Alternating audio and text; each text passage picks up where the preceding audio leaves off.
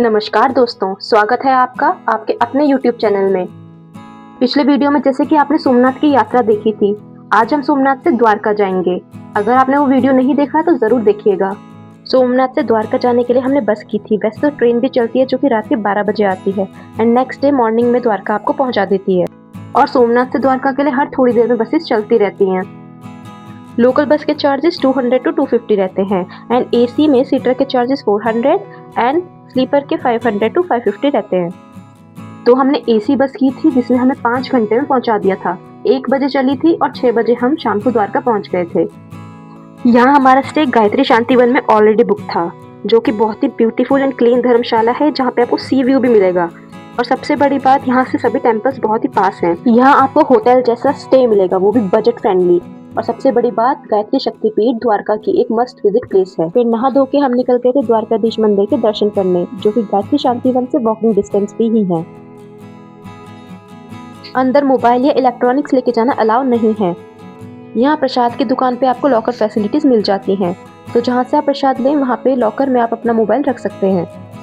यह मंदिर भारत के 4 धामों में से एक है, जिसे आदि शंकराचार्य जी ने स्थापित करवाया था। हमारे दर्शन अच्छे से हो गए हैं। अब हम वापस अपने रूम पे जा रहे हैं क्योंकि हमें सुबह जल्दी उठना है। गुड मॉर्निंग दोस्तों, सुबह हो चुकी है और हम सुबह सुबह निकल चुके हैं दर्शन के लिए। हमने कर लिया है ऑटो, जो हमें रुक्मिणी मंदिर, नागेश्वर मंदिर और बेट द्वारका लेकर जाएगा।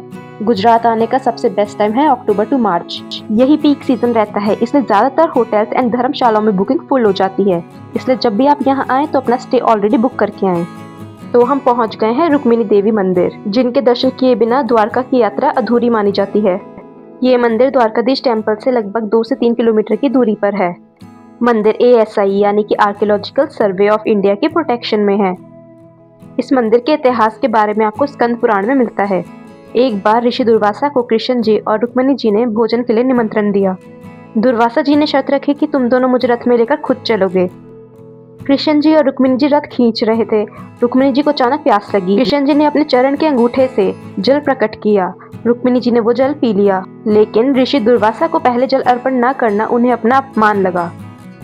अपने क्रोध के लिए प्रसिद्ध ऋषि दुर्वासा ने उन्हें कृष्ण जी से 12 वर्षों तक दूर रहने का श्राप दे दिया। कथाओं के अनुसार ये वही स्थान है जहां 12 वर्षों तक मां रुक्मिणी ने तपस्या की थी। हमारे दर्शन अच्छे से हो गए हैं। अब यहाँ से हम जाएंगे बेट द्वारका। माना जाता है बेट द्वारका कृष्ण जी का असली निवास स्थान है। यहीं वो अपने परिवार के साथ रहा करते थे। पहले लोग बेट द्वारका बोट से जाया करते थे, जिसमें 15 से 20 मिनट का समय लगता था, लेकिन मौसम खराब होने की वजह से कभी-कभी 25 से 30 मिनट भी लग जाया करते थे। लेकिन फरवरी 2024 में सुदर्शन सेतु का इनॉग्रेशन हुआ। इस ब्रिज की लेंथ लगभग 2 से 2.5 किलोमीटर है। अब बाय रोड हम 5 से 10 मिनट में कवर कर सकते हैं। ब्रिज बनने से पहले लोग ओखा के ओखा जेटी से फेरी पकड़ते थे। वहीं से रेगुलर पैसेंजर फेरीज चलती थी जो बेट द्वारका तक जाती थी।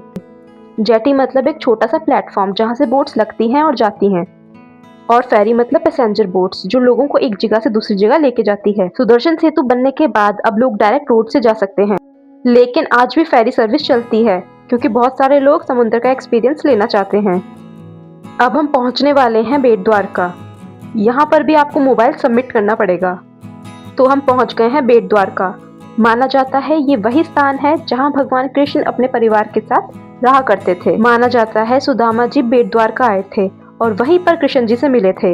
यह कृष्ण जी का निजी निवास स्थान माना जाता है। तो हम सुबह लगभग 9:30 बजे बेट द्वारका पहुंच गए थे। वहां पहुंच के हमें पता चला कि मंदिर सुबह 10 बजे खुलता है। तो हमारे दर्शन अच्छे से हो गए हैं। यहाँ से हम जा रहे हैं सोने की द्वारका, जो बिल्कुल पास में ही है। यह पावन धाम रुक्मिणी जी का महल माना जाता है। यहाँ पर आपको कई तरह की झांकियां देखने को मिलेंगी। यहाँ मोबाइल फोन लेकर जाना अलाउ है, तो आप यहाँ पे वीडियोस बना सकते हैं और फोटोज भी क्लिक कर सकते हैं।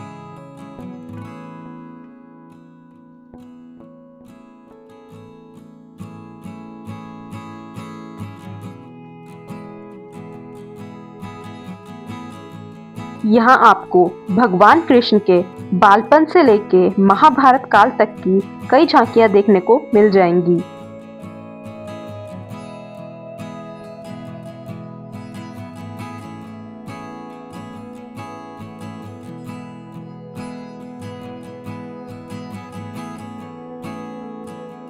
तो अब हम बेट द्वारका से जाएंगे गोपी तालाब।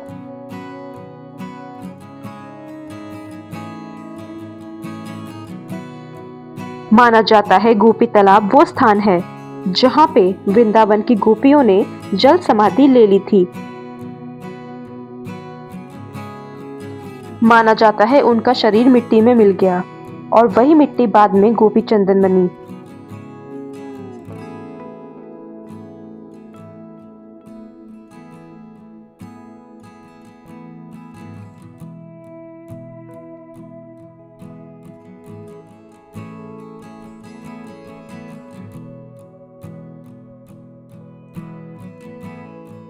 यहाँ से आप गोपी चंदन अपने साथ लेकर जा सकते हैं।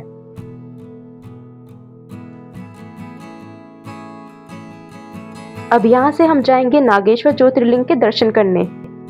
जब भक्त मंदिर में जाते हैं तो सबसे पहले शिव जी की इस विशाल मूर्ति के दर्शन होते हैं, जिसकी लंबाई लगभग 25 मीटर है। दर्शन करने के लिए आपको लाइन में लगना पड़ेगा, लेकिन दर्शन आराम से हो जाते हैं। यहाँ अंदर मोबाइल लेके जाना भी अलाउ है। यहाँ शिव जी और माता पार्वती को नाग नागिन के रूप में पूजा जाता है। नागेश्वर यानी नागों के ईश्वर।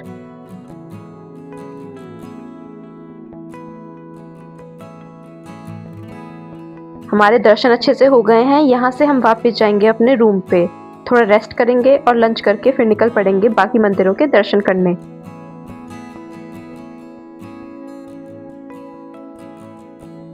तो हम पहुंच गए हैं अपने रूम पे।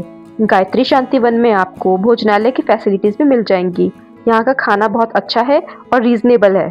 यहाँ से हम जाएंगे बाकी मंदिरों के दर्शन करने। सबसे पहले हम आए हैं स्वामी नारायण मंदिर। बाकी मंदिर द्वारकाधीश टेम्पल से ज्यादा दूर नहीं है। सिर्फ नागेश्वर ज्योतिर्लिंग, बेट द्वारका और गोपी तालाब ही आपको दूर पड़ेगा। यहाँ से हम आए हैं ब्रह्म कुमारी की आर्ट गैलरी, जो कि रास्ते में ही है।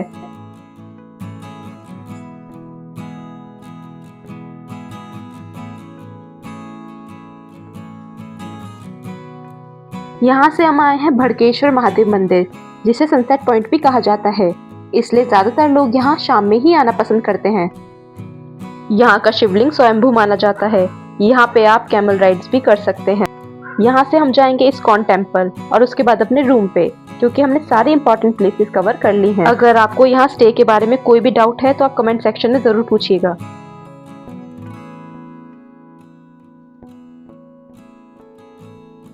तो इस स्टे का पॉजिटिव पॉइंट ये भी है कि बीच बिल्कुल पास में ही है।